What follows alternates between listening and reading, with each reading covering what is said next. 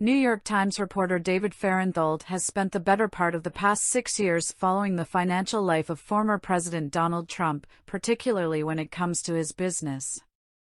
Trump has claimed for decades that he's a billionaire, a fact that has always been.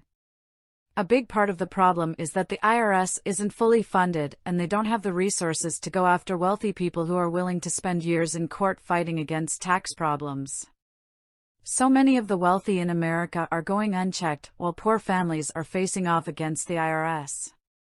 That is a big part of it, Fahrenthold explained.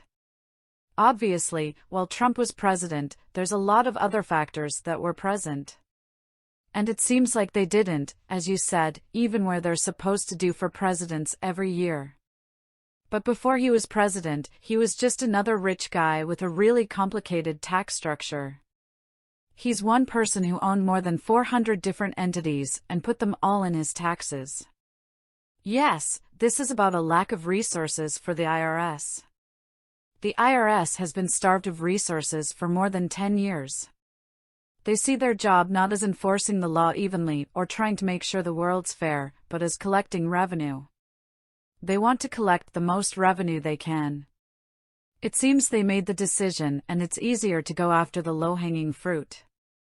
Those of us who make less money and follow the law than it is to spend a lot of time trying to make sure that rich folks pay their fair share.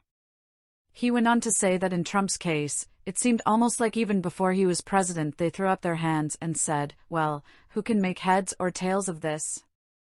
What was made clear by the Ways and Means Committee is that the IRS did not do the audits. They were under the leadership of Steve Mnuchin at the time. There was also a man overseeing the IRS that wasn't the kind of person to stand up to Donald Trump. But it was the information gleaned from the tax records that Fahrenthold was able to answer some of the long-standing questions about Trump's profits and losses. I would put what I learned into big categories. First was, as you alluded to, how much of Trump's money, taxes, accounts, were in foreign countries, he asked. Including countries like China, where Trump had no discernible to the outside eye, no discernible business connections. He didn't have property in China. He had no discernible business in China for several years. Still, he had an account there. I was surprised he paid more taxes in foreign countries than this country in several years. That was one thing. Another startling finding he saw was just how much money Trump has overseas, not merely for his golf courses in the UK but in other places. The other thing was we spend all this time trying to figure out what's happening with Trump's golf courses, Fahrenthold continued. With his hotels. Is he using the presidency to profit in those places? The one good year that he had was not due to Donald Trump at all, but it was due to Fred Trump, his now long-deceased father.